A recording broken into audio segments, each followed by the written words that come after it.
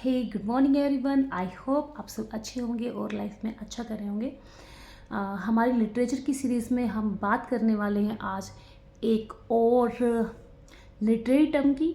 अब literary term एक नहीं है, दो तीन रहने वाली है, लेकिन उससे पहले हम बात करते हैं जॉन किट्स की, क्योंकि जितने भी टर्म आज हम डिस्कस करने वाले हैं वो कंसर्न हैं जॉन किट्स से। जॉन किट्स ने ही उनका फुल ऑफ यूज़ किया है, ठीक है, उन्हीं ने उनको कॉइन किया, आप कह सकते हो, ठीक है। तो सबसे पहले जॉन किट्स के बारे में बात करते हैं। जॉन किट्स एक नेचर पोएट थे, ठीक है, रोमांटिक पोएट थे, और आप सब जानते हैं कि रोमांटिक पीरियड की अगर मैं शुरुआत कहूँ तो स्टार्ट हुई थी with the publication of lyrical ballad 1798, ठीक है, that in collaboration like Wordsworth and ST.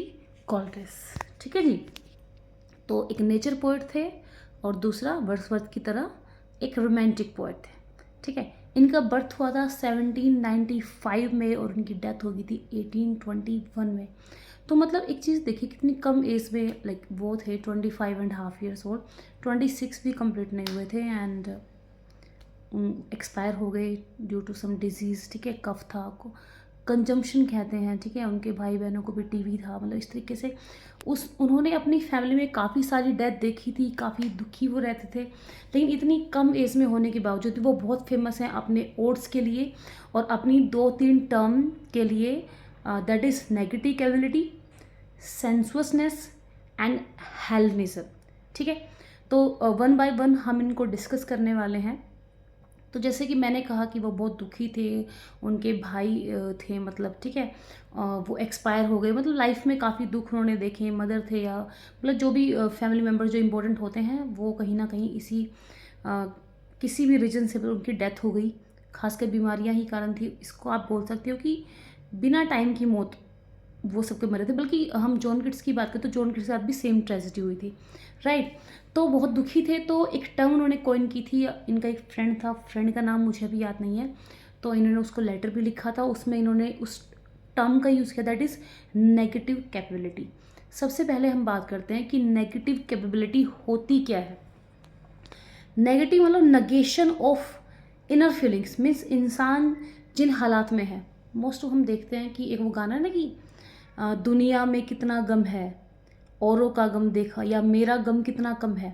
तो मतलब आप हर दूसरे बंदे को देखते हो कि उसकी लाइफ में कोई ना कोई परेशानी, कोई ना कोई प्रॉब्लम है ही। तो इंसान ना हमेशा इनसे इस्केप करने की बात करता है, इनसे भाग जाने की बात करता है। एक और टर्म होती है स्कैपिज्म, वो इसकी नहीं है, वो किसी और इंसान के स्कैपिज्म भी होता है कि रियलिटी से दूर भागना, ठीक है।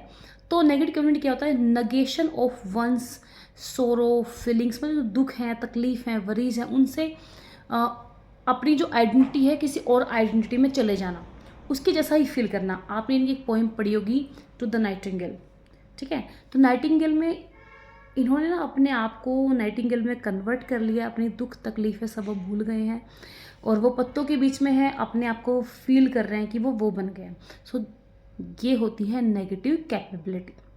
सेकंड टर्म है आपकी सेंसुअसनेस, ठीक है। सेंसुअल नहीं है, both things are totally different. Sensuousness का मतलब होता है रिलेटेड टू सेंसेस।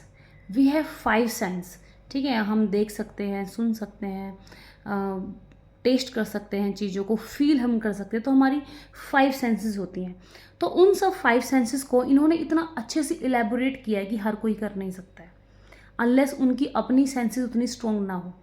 एक मतलब एक इंसिडेंट भी इनके बारे में काफ़ी फेमस है कि इन्होंने ना क्या किया, एक बार इन्होंने अपना जो थ्रोट है लाल मिर्च से भर लिया, उसके ऊपर क्लैरियट एक वाइन होती है, ठीक है, वो उन्होंने ठंडी ठंडी ऊपर से पी ली, just to know the exact taste of that particular, मतलब फ्लेवर लेने के लिए इन्होंने ऐसा किया।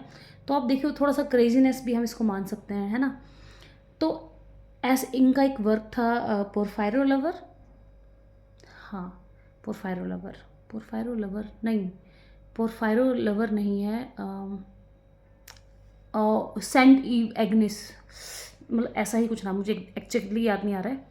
तो उसमें एक मेडलिन है, एक पोरफायरो है, तो उसमें उसकी ब्यूटी का बड़ा जिक्र है। तो आप देखोगे ऐसा लगेगा जैसे आप खुद उस चीज़ को मतलब फील कर पा रहे हो। फिर उन्होंने जैसे वहाँ पे इंसेंस अगरबत्तियाँ जली हुई हैं, ठीक है, उसकी कैसी खुशबू होती है, ठीक है, तो वो सब मतलब अच्छा है, राइट। तो सेंसुअसनेस इसी को बोलते हैं। थर्ड है इसका हेलेनिज्म। हेलेनिज्म क्या है कि ये ना काफ़ी सारे ये इम्प्रेस थे यूनानी कल्चर से, ग्रीक कल्चर से। तो काफ़ी सारा जो झुकाव था इनका, इंक्लिनेशन था, वो था ग्रीक की तरफ। तो इसलिए he was an Hellenistic poet also. तो हेलेनिज्म क्या होता है कि आप ग्रीक का जो है, यूनान का जो, उससे इन्फ्लुएंस्ड हैं, उसके ऊपर आप लिखते हैं। जैसे आपने एक इनका ओड पढ़ा होगा, O2N ग्रेशियन अर्न, और ओनन ग्रेशन अर्न। तो एक बर्तन है, उसके ऊपर डेकोरेशन हो रखी है, तो वो उस कल्चर को शो करता है, उनको दिखा रखा है, उसकी एटर्नल ब्यूटी है। तो इस तरीके से इन्होंने काफ़ी, मतलब ओड के लिए फेमस हैं, इनके 5 फेमस ओड्स रहे हैं, ठीक है। तो इनका जो ये मतलब था 1819 आई गेस, हाँ ये साल काफ़ी फ्रूटफुल था, क्योंकि इनके जो मोस्ट फेमस जो ओड्स हैं वो उसी ईयर में आए थे, ठीक है। तो आज के लिए इतना ही, फिर मिलते हैं किसी और वीडियो के साथ। ओके जी, बाय बाय। आपके जो नीडफुल फ्रेंड्स हैं वहाँ आप इनको, मैं आपको फिर से कह रही हूँ, देखो ये चैनल अभी तक मोनेटाइज नहीं हुआ, पता नहीं होगा कि नहीं, तो एक मोटिवेशन क्या देगा कि आप इसको देखें और व्यूज़ थोड़े से अच्छे आएँ, बस दैट्स इट। ओके जी, बाय बाय, फिर मिलते हैं किसी और वीडियो के साथ।